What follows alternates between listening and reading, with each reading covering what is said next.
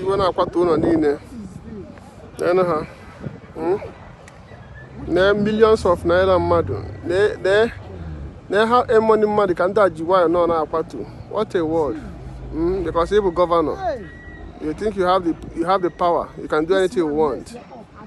Look at it. Look at it. How many months? Millions of naira and mmadụ. There.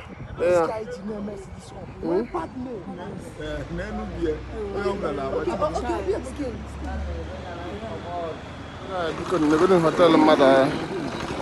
The Beacon. Upper hotel there. Upper Toto hotel there. Hotel there. The properties in the mad Beacon.